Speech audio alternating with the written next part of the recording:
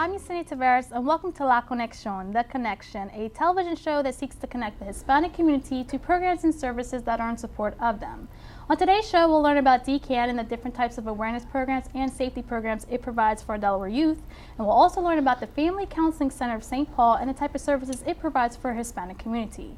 But first, I have here with us Newcastle County Police Department's first Hispanic captain. Welcome to the show, Captain Martinez. Thank you for having me. Oh, not a problem. Congratulations too on your recent promotion. Thank you.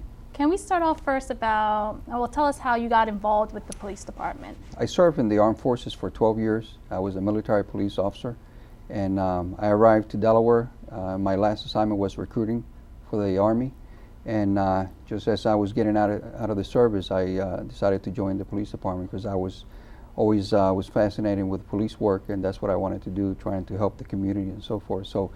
I started with the police department back in 1992, so it's been almost 21 years now, this December. And now, not only have you been a police officer, but you've also taken the initiative to serve on different types of boards. Yes. So can you tell us a little bit about what kind of struck your interest to do that? Well, I was fascinated by the large Hispanic population in Delaware. So from the minute that I arrived to Delaware, being in recruiting for the Army, I noticed that there was like I said, a large Hispanic population, and I became involved with the Hispanic community. And I started with the Roberto Clemente Baseball League. I was a board member there, and the Hispanic Festival, I was a member, and then became the president of the festival as well as the parade and so forth. So worked at the LACC as a board member and the Governor's Council on Hispanic Affairs. Wonderful. And now, to talk about not only the Newcastle County Police Department, but just police officers in general, there is some type of wall between citizens and police officers.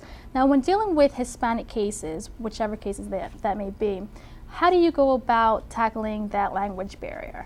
Well, fortunate with our the county police, we have approximately 17 Latino officers, and they're bilingual. So what we try to do, obviously, is if there's a language barrier, we want to make sure that we have a bilingual officer try to attend to the needs of that family. And if not, they always have the ability to use the language line, where if we don't have somebody on duty that can actually translate, then we can use the language line. But for the most part, we have bilingual officers in every unit of the department. So. And one thing that we have is we always actively recruited Latinos, and we have an incentive program that we actually pay extra for those that are bilingual. Oh, wonderful. And how do you go about recruiting Hispanic officers, whether it be male or female? Same thing, just trying to reach out to the Hispanic community. We've gone as far as New York to recruit, where there's large concentration of Latinos. We try to reach out through the Hispanic media. I even recruited while I was on vacation in Puerto Rico, and actually we have somebody that we recruited back from Puerto Rico and made it all the way here. He's been now in the department for 9 years. And now, how important is it to have Hispanics within the police force with all the different type of immigration problems that we're having? How important is it to have our very own in the force? It's very important. It's not just because of the language barrier, but it's also because of the culture. If you're not from, if you don't have that connection, you really don't know how the population actually reacts. And you always have, that like you said, that barrier, especially for some of the countries that some of our Latino population come from. They don't view the police as something positive, somebody they can go to. They might not trust the police, so we have to actually show by our actions that we care. Now, in the past, you have taken action to show that you care, and you've done some house-to-house visits within our community. Can you shed some light on that and tell us a little bit about what you actually did? Sure. Well, as an investigator, when I was a detective, as a police officer, we go there, and then we also follow up if they have any issues.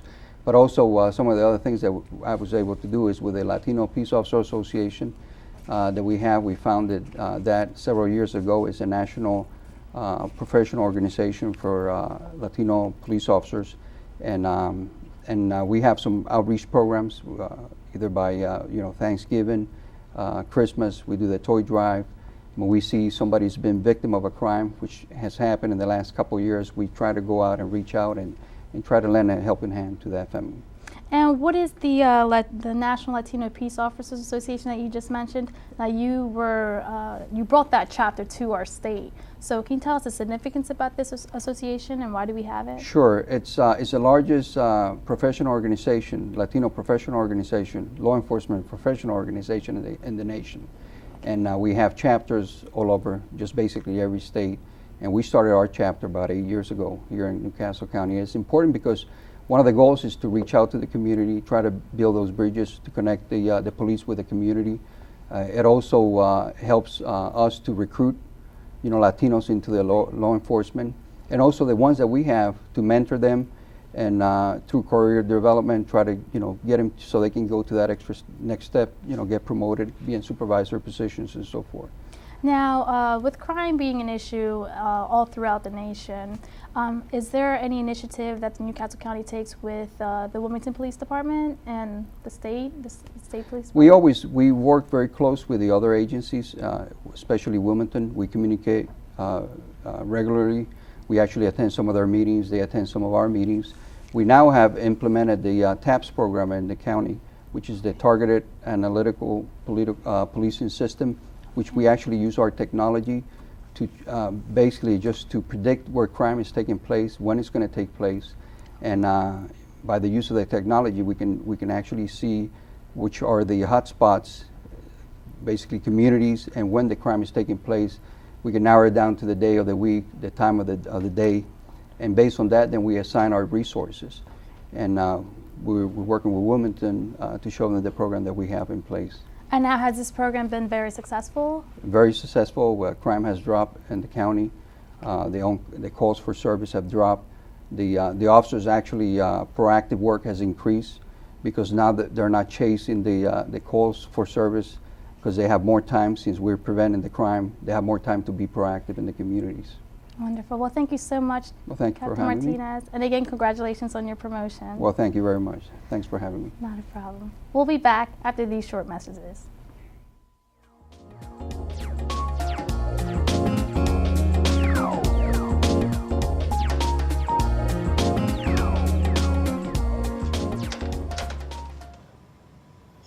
No están nada mal. ¿Y qué tiene de raro?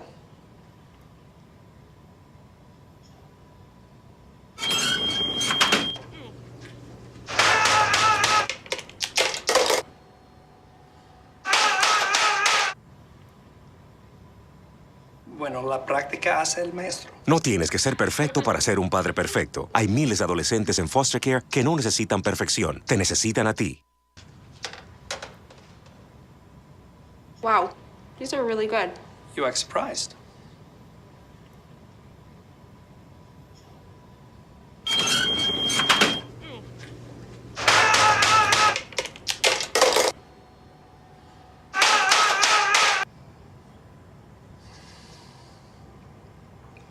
Practice makes perfect. You don't have to be perfect to be a perfect parent. There are thousands of teens in foster care who don't need perfection. They need you.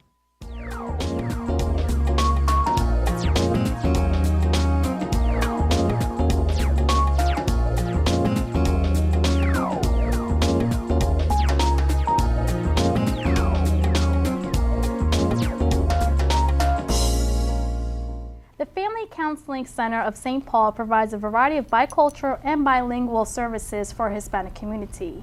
To better understand these type of services, I have here with us Rob McCreary and Kathleen Seipel.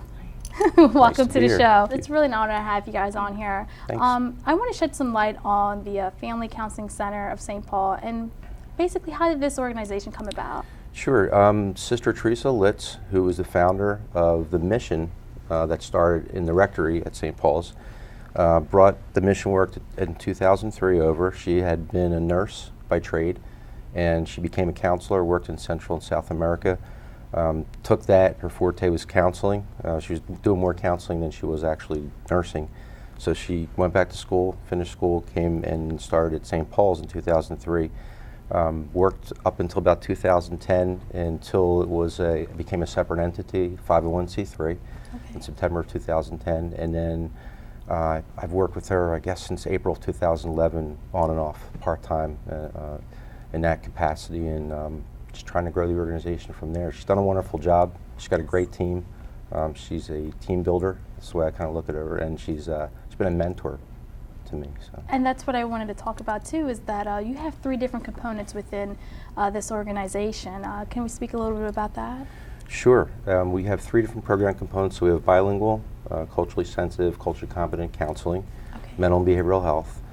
We have parenting skills, and then we have a teacher training program. And integrated in all 3 of those program components is a model that we use that's based on a national replicable model, and it's called Heal with Love approach. Okay. So it's based off of another model that was customized to work with children primarily to build their self-esteem, positive affirmation, and we've taken that and we've incorporated that into all 3 program components. Okay. And now with the counseling, Kathleen, you help within that department as well?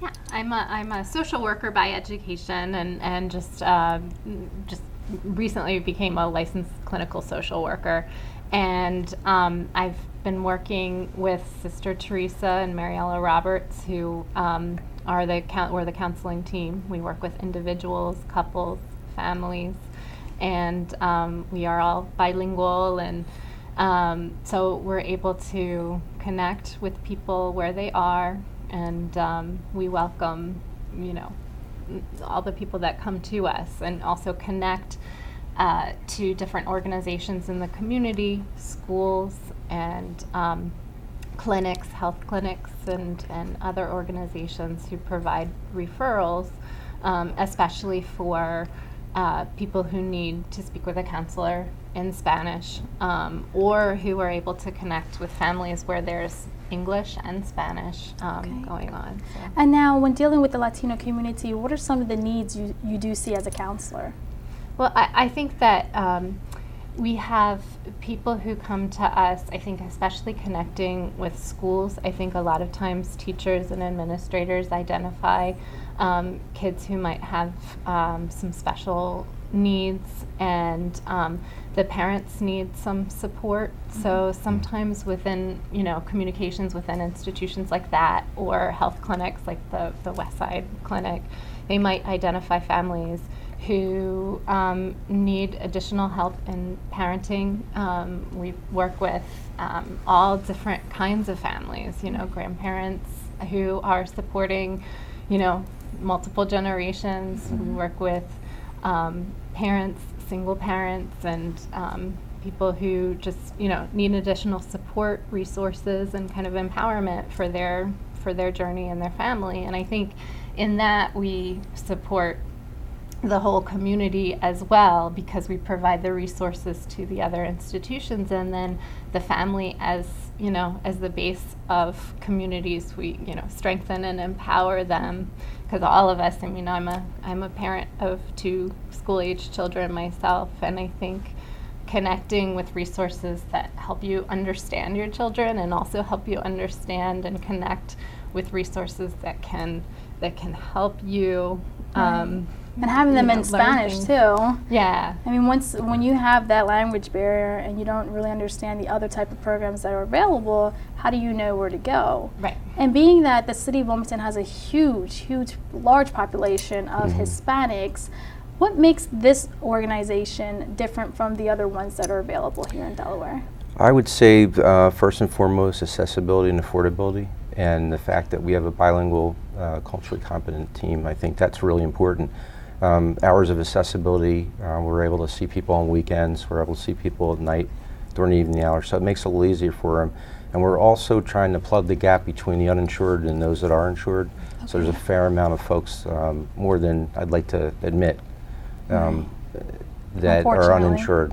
Absolutely. So we're able to provide resources to them and support to them, and services on a sliding scale fee, so that people, no matter what their situation is with documentation, what their situation is with insurance, whether they have a regular job or not, they're not discriminated against in terms of their ability to get services, which is really important. And how do you go about helping those who are undocumented citizens? There is that fear factor. There's an additional isolation, I think, that comes when people are undocumented, where they're less likely to speak up and say they need support, and they might not be as connected as others to the resources that are really available within the public school system, within the public health system. And so I think that we really provide a compassionate connection and support to them that then gives them a sense of their own power as parents and as members of the community and as individuals to to be healthy and to get what they need. So. And to echo Kathleen's statement quickly, I think one of the things that our team's really good at is taking a look at the Hispanic population as an umbrella and then all the subgroups that are within that, and that was an awakening to me when I came on board. I'll be honest with you, I was ignorant to that process and to understanding that there's a whole different, cultural need from one subgroup to another. That's opened my eyes, and it's given me a better appreciation of the Hispanic population as a whole. Wonderful. So. Well, before we leave, you did have something in Spanish you wanted to share with us? I'll give it an attempt. Well, I'll give that a little practice. Sure. So in the Family Counseling Center of St. Paul's, nuestra misión es ayudar familias y trabajamos con esta misión cada día. Wonderful. Well, thank you so I much, need some Rob. You did practice. great. Thank you very Wonderful. much. Thank you Thanks so for much having for us. joining us on La Conexión, and I look forward to seeing some other services in the future and hopefully have you back on. Thank you. Thank you. Thank you very much. you. We'll be back with DCAN when we return.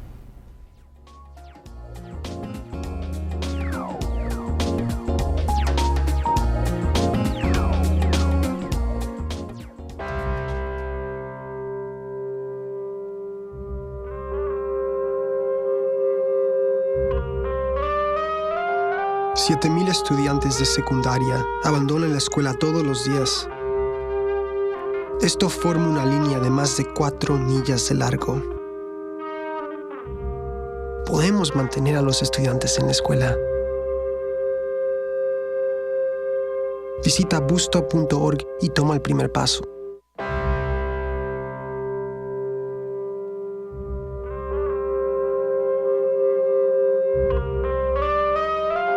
$7,000 high school students drop out every school day. That's a line of desks more than 4 miles long. We can keep students in school. Visit boostup.org and take the first step.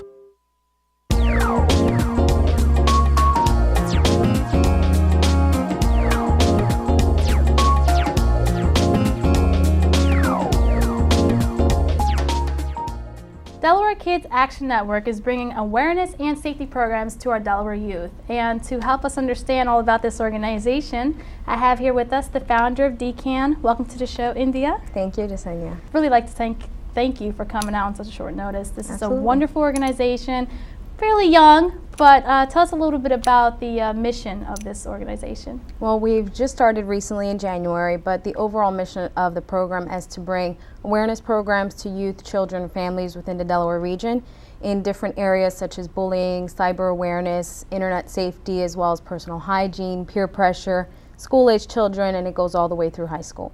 And to bring awareness to your organization, you've already had a successful turnaround. Tell us about some of the organizations that DCAN has been involved with. We've been fortunate to be able to collaborate with a lot of community-based nonprofit organizations. Primarily, the Boys and Girls Club throughout the state has been really instrumental in making the program launch this year. I've also been able to do some art contests with some of the local communities, West End, as well as the LACC, and various other organizations. It's been a community ongoing event for us all year. And now, how important is it to have an organization like DCAN? What are some of the things that our youth are going through, and how does DCAN help them? Well, one of the biggest concerns that I've heard through the social media world is there's not enough for the children, and this is usually coming from a first parent perspective. So children tend to not listen as much to the parents, but when a third party comes in, they tend to have a little bit more of an understanding and retain the information, primarily because our vision revolves around doing impact learning styles, which is not just sitting and talking. It's very interactive and it's a lot of team building, so it kind of allows them to influence in the next little step in their life where they remember something because they've done it through impact and on-the-job kind of thing learning styles. And So- can you share with us what it would be like to attend one of these classes? Oh, absolutely. So depending on how long it is, so if they're doing a half-hour session or an hour, usually we just go in, we introduce ourselves. We try to get an idea of what the environment is as far as where the children are, whether they're in a bullying environment, if they're not in a bullying environment, do they understand what it is? And once we've established that initially, we usually just go in and right off the bat do some team building from the beginning, and then the curriculum. They don't even realize that they're learning anything because they're the ones kind of teaching each other. So they kind of do a lot of one-on-one, face-to-face, partner demonstrations, group individual sessions, and then by the end of the what they consider games, they didn't realize that they've actually learned a lot of the different techniques for the programs. So it really is all about the team building and a lot of games throughout the interaction.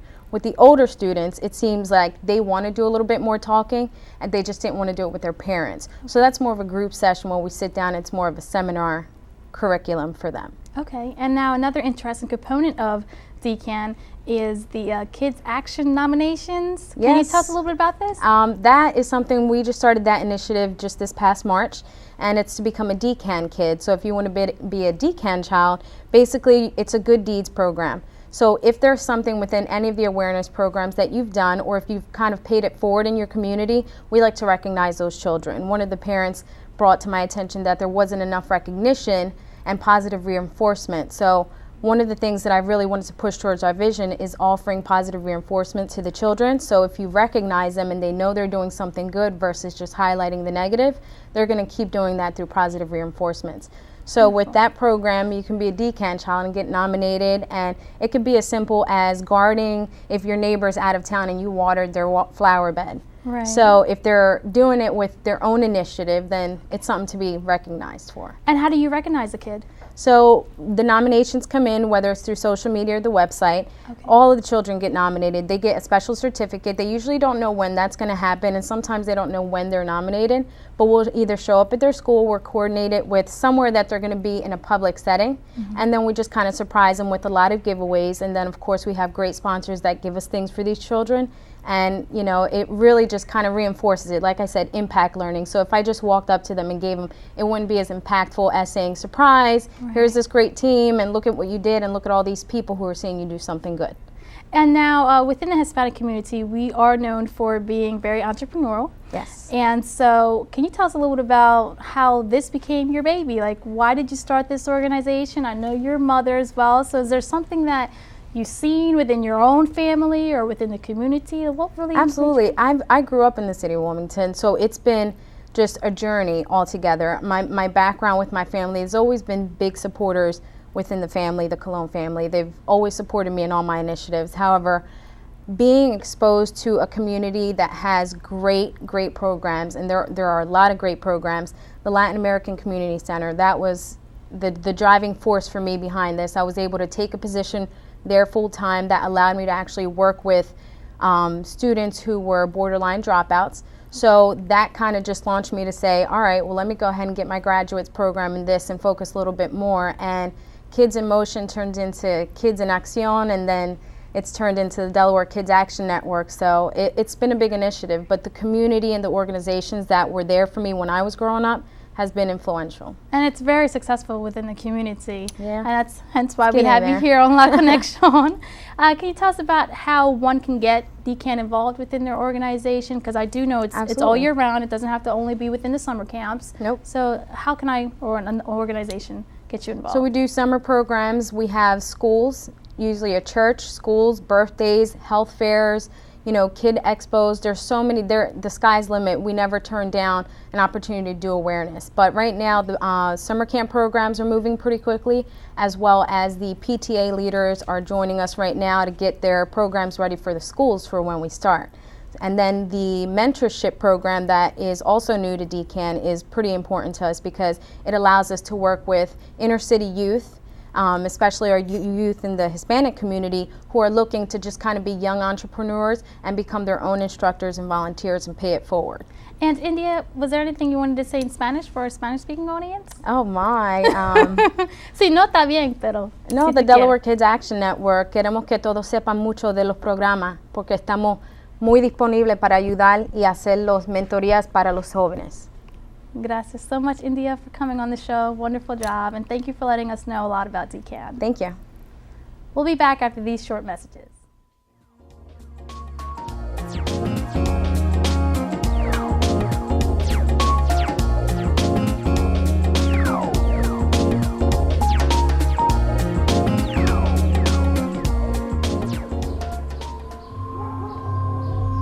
No es su nuevo grupo de amigos. No son los videojuegos. No es el barrio. Mamá, tengo que ir a la escuela hoy. La mayor amenaza al futuro de sus hijos podría ser usted misma. Cada día que faltan a la escuela, incluso a la escuela media, pone en peligro su graduación. It's not his new group of friends. It's not the video games. It's not the neighborhood. Mom, do I have to go to school today? The biggest threat to your child's future could be you. Every day they miss, even in middle school, puts their graduation at risk.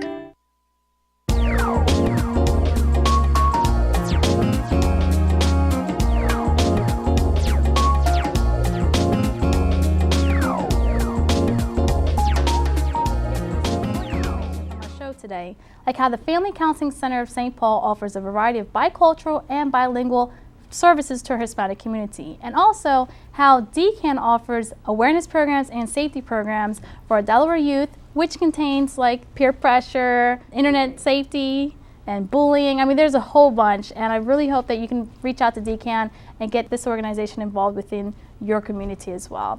And again, I want to say congratulations to Captain Martinez for his recent promotion. And remember, there is a need for more Hispanic officers. As we saw in today's show, there is a way that you can get involved. There's a recruitment process always taking place. So if you're interested, just contact your local police department. And on behalf of all of us here at WITN 22, I'd like to take this opportunity to thank you for watching. I'm your host, Yesenia Taveras. Have a nice day.